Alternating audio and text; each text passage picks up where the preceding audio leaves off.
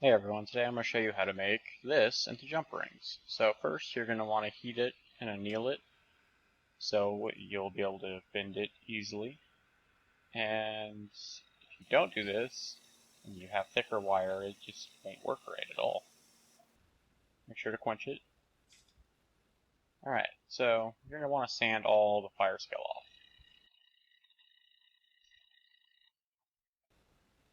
So it'll start shining up like this, and right here I still have all this fire scale, so I'm just going to use a Dremel.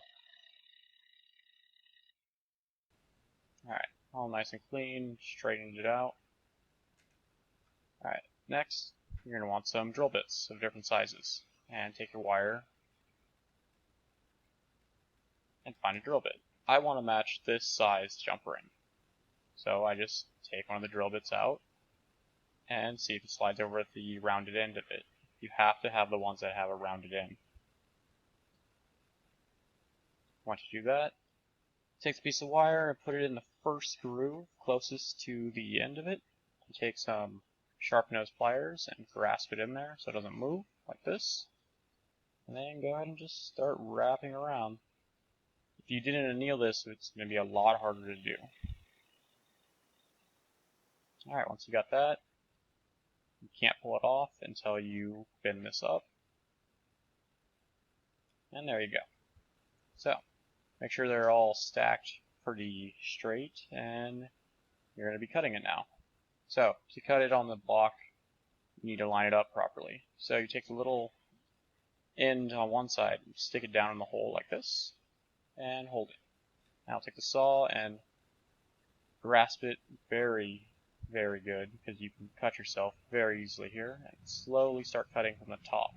And kind of angle it so you're not cutting the whole thing at once. And I'm going to show you this in real time to show how long it takes to cut one jump ring.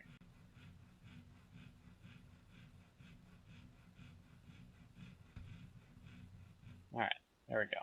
So I went through the top one, which is useless, and gently slide that off, and there you go. So the rest of them go about the same. Just be very careful not to cut yourself. Alright, so this is what they'll look like when they're done. What you're going to want to do is close them up. Because you can make things like chain or different lengths. Alright, and then you want the gap to be as small as possible. I don't know if you can see it from here, but you want it touching, basically. Alright, so I'm going to show you how to make a basic chain real quick. Just kind of close one and open two of them, and put them all together, and then close them all. Like this. And that's how you make a basic chain.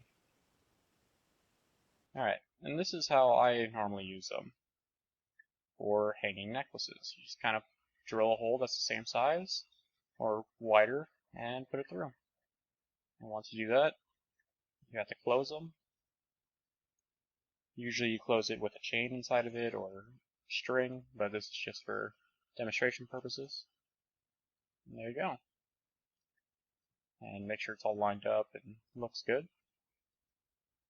And do the same on the other side. Jump rings are really important for joining jewelry together. Also use them. I use them to make other types of jewelry, like rings or stone holders. And I'll be showing you more of that later on.